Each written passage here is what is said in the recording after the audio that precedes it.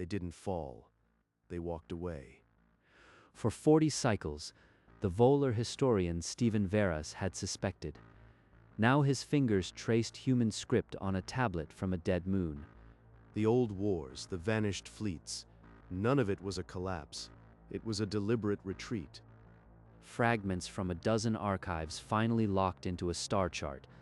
A galactic empire, 60,000 years old, centered on a yellow star called Sol.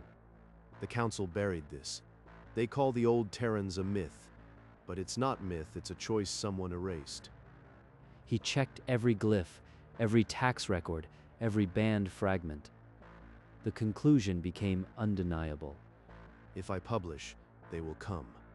They will try to make everything I found disappear. He sealed the paper with a cryptographic watermark that would survive deletion. Then he pressed transmit. They can kill me, but they can't unwrite this. The humans didn't fall. They got bored of ruling, and the galaxy forgot because it was told to. The paper crossed the Volar network in seconds. Before the first Council monitor flagged it, copies had seeded across 6 systems. By morning, the paper dominated every Volar news feed. Holoscreens in the capital flashed a single question: ancient human empire, truth or heresy? My peers are already distancing themselves. They won't say it aloud, but their silence shouts that I've crossed a line. The Galactic Council convened an emergency session. Chancellor Varric crushed the offending data slate before the doors even sealed. This is sedition dressed as scholarship. Our ancestors erased that shame for a reason. No ghost-chasing academic will revive it. The chamber erupted. Some representatives called for immediate suppression. Others whispered of old fears they had been taught never to name. They're not debating the evidence. They're debating whether the galaxy deserves to know. Within an hour, the Council's media office branded the paper anti-civilizational fiction. Stevens University received a formal censure. Retract or face consequences. They sent it unsigned, of course. Cowards. Veiled threats flooded the public feeds. Anonymous broadcasts warned that heresy invites fire. Colleagues he had known for decades refused to meet his eyes. They think fear will make me recant, but I have spent 40 cycles excavating this truth. I will not bury it now. The Council's arrest warrant hit Stevens' console. Sedition against galactic order. Immediate detention authorized by Chancellor Varric himself. So the patient is now the enemy. They won't even grant a trial. In her quarters, Catherine Velns saw the same feed. Her data slate clattered to the floor. She ran. Stephen, they'll be here within the hour. You have to run, now. If I run, they'll torch every library that ever touched my work. The work must survive, not me. Take the crystal. You taught me that history is a weapon they fear. I won't let them break it, but I won't leave you either. She slipped into the archive vault. Pried open the memory core and pressed the master data crystal into a shielded smuggler's pouch. 1 crystal, 40 cycles of work. If I fail, the galaxy will never know. Outside, Council soldiers advanced through the dark. Red visor lights traced a silent net around the observatory dome. She'll make it. She has to. The main doors blew inward with a flash and a shriek of torn metal. Council soldiers poured through the smoke. In the study, Stevens stood behind his desk. He did not raise his hands. You're late. I expected you this morning. Behind the archive wall, Catherine pressed through a crawl space no wider than her shoulders. Dust rained with every distant thud. He bought me seconds. I will not waste them. They bound Stevens' wrists with alloy cuffs and dragged him into the corridor. He walked as if it were his own choice. Catherine reached the maintenance hangar. The old escape pod hummed to life at her touch. Where to? Anywhere but here. The pod shot from the dome the instant the outer hatch cleared. No alarm chased it. The soldiers were still securing the lower floors. The crystal is out. Now let them try to erase a ghost. Stephen Veras sat alone in a windowless cell, the only sound a security field hum. They came for him before dawn. 2 guards, no words, just a shove toward an interrogation room. You want me to say I fabricated? Every fragment is logged, peer verified. Burn me and the evidence still exists. The interrogator left. Soon the feeds announced a spectacle. Trial of the century, broadcast live. A public trial. They'll dress his murder as justice. I can't watch, but I can't look away. Varric himself would preside. No defender permitted. The outcome was fixed. They'll paint me a madman, but she has the truth. That's the only verdict that matters. I can't let him die alone. But if I'm caught, the crystal dies with me. Tell Varric I'll recite the evidence at my trial. Let the galaxy hear it unfiltered. In the capital, a few dared murmur that a show trial wasn't justice. Catherine heard and dared to hope. The council chamber fell silent as Stephen Veras was led to the central circle.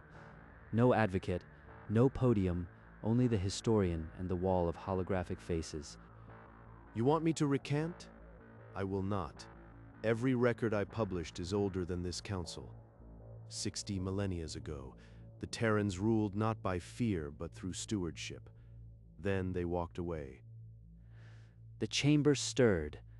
Varric's claws dug into his throne.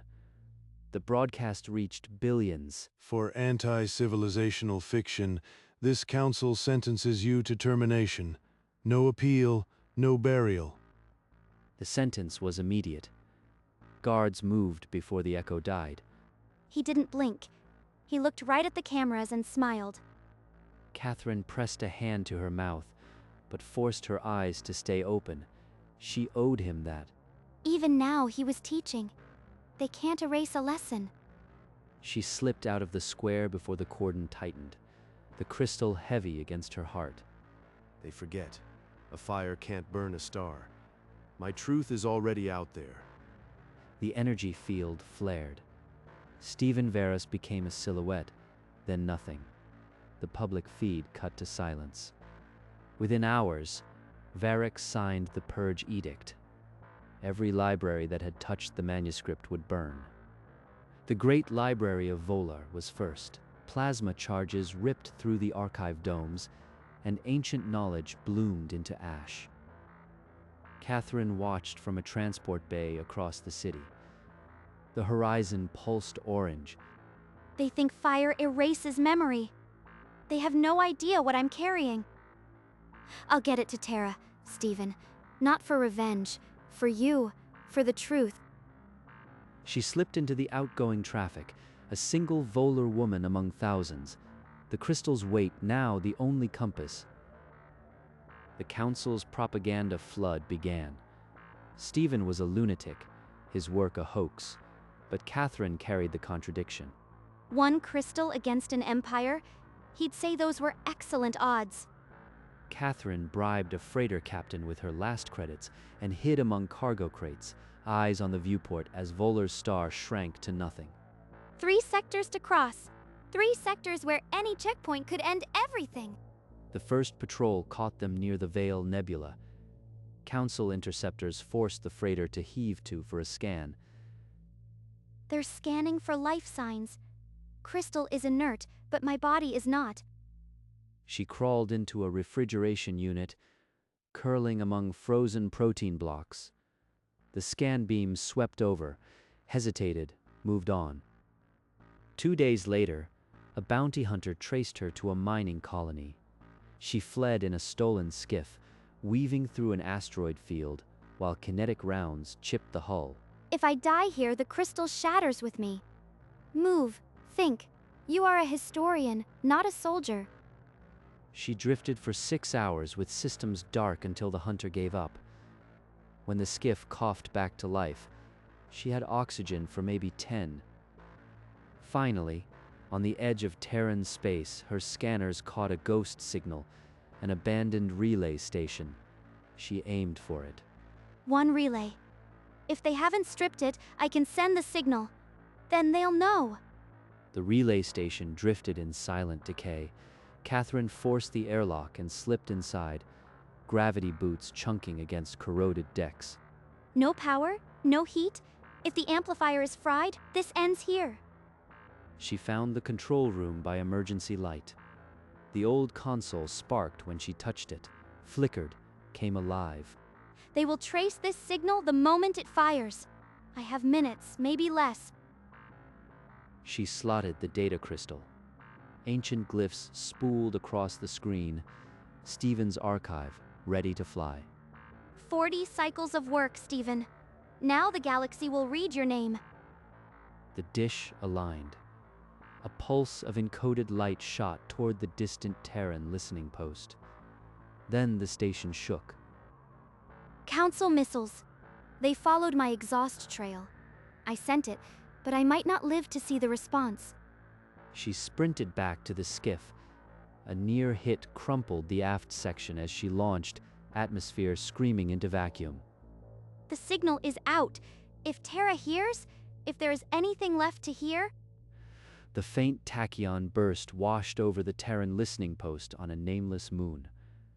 A duty tech flagged it as non-hostile but dense with encoded data. Within the hour, it reached Ambassador Joseph Aldrin's terminal. The metadata alone was sobering, a volar academic seal shot through a dead relay. Joseph scanned the opening paragraphs. Then he slowly removed his reading glasses. Lieutenant, run a cross-check against our oldest archives. I don't need the results to know this is accurate. The cross-check matched. Human script, star charts from before the council, tax records no outsider should possess. It was all true. So the volar historian wasn't mad. He found what we left for ourselves. 60,000 years, and we never thought to correct the record. Now a dead alien did it for us. He leaned back, a faint smile crossing his face. Not triumph, but grim respect. Stephen Varus had forced humanity's hand. Get me High Command. Tell them it's not a drill. The galaxy just remembered who we are. The call went out. In a quiet office, the fate of the council started to turn. Joseph stood before the Terran High Command, a holographic star chart behind him. The volar historian was executed for publishing this. His assistant sent it to us before she was hunted. We owe him more than silence. The debate was short. A few questioned, provoking the council, but Joseph's quiet logic prevailed. By unanimous consent, the Terran Republic would release the unredacted archive and honor Stephen Varus posthumously. He gave his life for our history. We'll give his name to the stars. But first, they needed to find the courier. Joseph recorded a message, encrypted and broadcast toward the last known signal. Catherine Veln, your transmission has been received. Stephen's work is authenticated. You risked everything for truth. We offer protection, citizenship, and if you wish, a hand in delivering the consequence. Choose any or all three. The transmission was sent, wrapped in a diplomatic beacon that the council could not jam without declaring war. Now Joseph waited, and behind him, the vast machinery of truth began to turn. The skiff's cockpit was ice cold, emergency lights flickering low. Then the console chimed, a Terran diplomatic beacon. A Terran signal. Ambassador Aldrin received the data. With trembling hands, she decrypted the packet. Joseph Aldrin's calm voice spilled into the cramped space. Catherine Veln, your transmission has been received and authenticated. Stephen Varus was accurate in every particular. We offer you protection, full citizenship, and if you wish, a role in delivering the consequences. Choose any or all three. Catherine closed her eyes. The frozen air burned her lungs, but for the first time in days, she felt warmth. He's not just saving me. He's respecting Stephen. They're going to tell the galaxy. What would Stephen say? He'd tell me to take everything. All three. I want all three, Ambassador. She sent the reply, a pulse of acceptance. Somewhere in the void, Terran ships turned toward her. The Council's hunters would find only an empty skiff and a diplomatic shield. A sleek Terran corvette emerged from the darkness, matching the skiff's drift. Catherine stumbled through the airlock into bright lights, a human medic catching her by the arm. I'm not alone anymore. He would be proud. As the corvette jumped away, the skiff's failsafe detonated. The Council's surveillance net finally registered the extraction. In the Council chamber, Varric's console lit with an urgent intelligence flash. The Volar courier was plucked from deep space by a Terran warship. The archive has reached Sol. The chamber erupted. Some species demanded an immediate response. Others began to quietly calculate their own survival. We burned their libraries, killed the scholar, and for nothing. Terran listening posts recorded the panic, but the corvette sailed on. Catherine finally let the exhaustion take her. The crystals twined safe in a Terran vault. 3 days later, in his secure Terran command center, Joseph Aldrin faced the War Council. If we bury this, we become the Council. A dead alien gave his life for our truth. Some argued that revealing humanity's ancient dominance could provoke fear and war. Fear is temporary. Suppression is a wound that never heals. I will not let Stephen's sacrifice rot in a vault. The vote was silent, a line of green lights. The archive would be broadcast. Later, Joseph found Catherine in a quiet observation lounge, staring out at the stars. It's done. In 12 hours, every frequency. The galaxy will know. He would have said that truth is a slow burn, but it always wins. Then we'll make sure he gets a front row seat. Behind them, relays began to hum. The signal was already building. At the appointed hour, the Terran broadcast network aligned. Catherine's final testimony pulsed alongside Stephen's original paper. No preamble, no spin, just the facts, and the name of the man who died for them. A technician pressed a single key across the galaxy. Terran relays opened their gates. The archive surged outward, a torrent of forbidden history.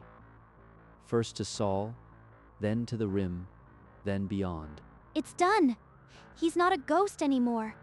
Every Council world will receive this. Within minutes, Varric won't be able to shut it off. Across the galactic network, unsuspecting receivers began to decode the signal.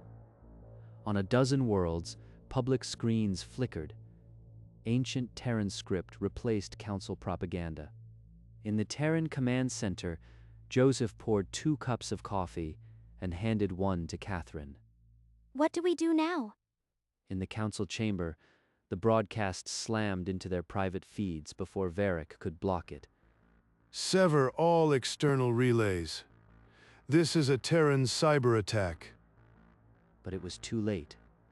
Delegates were already reading the unfiltered truth on their own slates. You will disregard the Terran propaganda. I remain Chancellor. The first delegation rose without a word and filed out. Then another followed.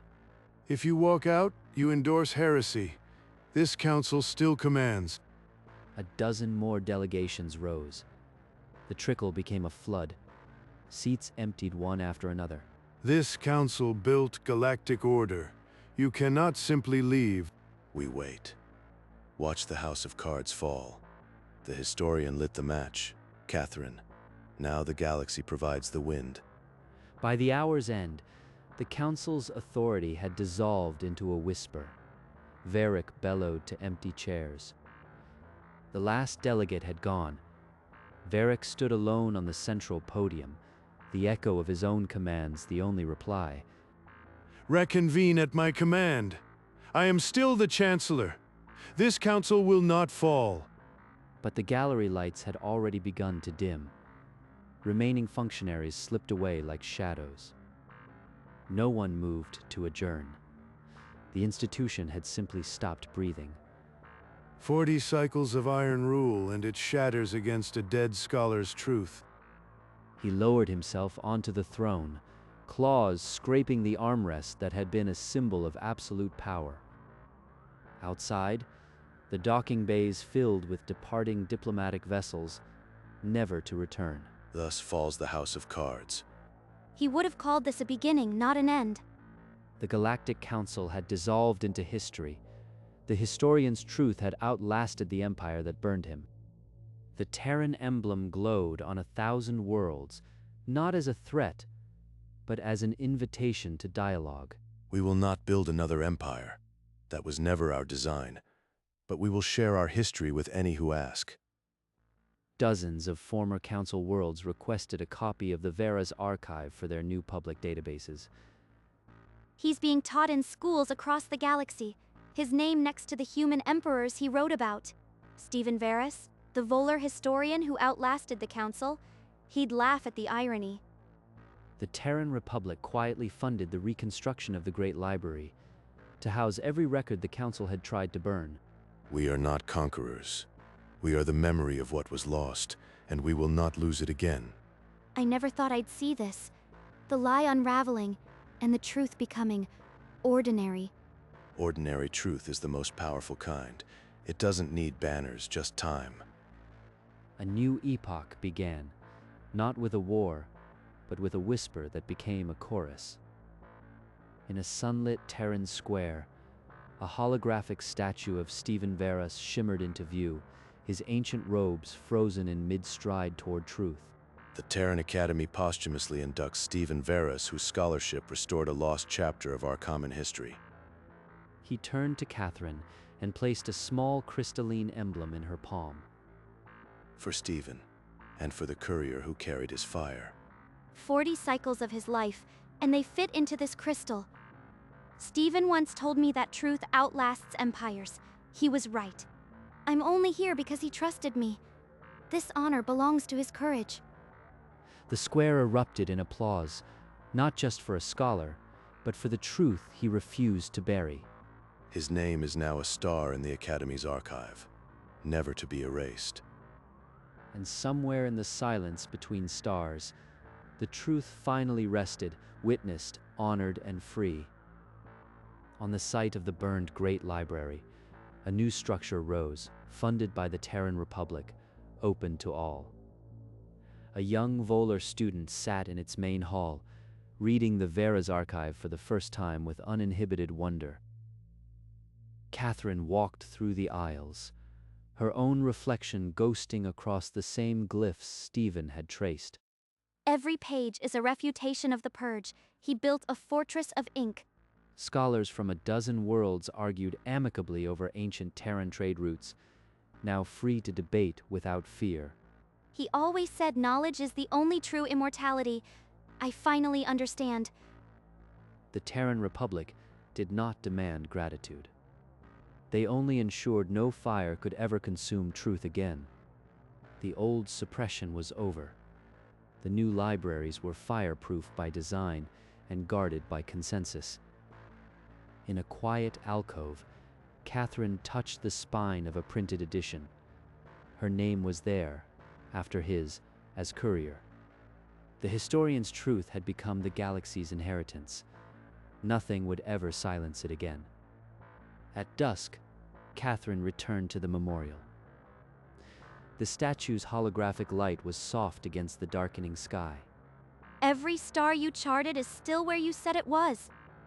Joseph approached silently, hands in the pockets of a civilian coat. He said nothing for a long moment.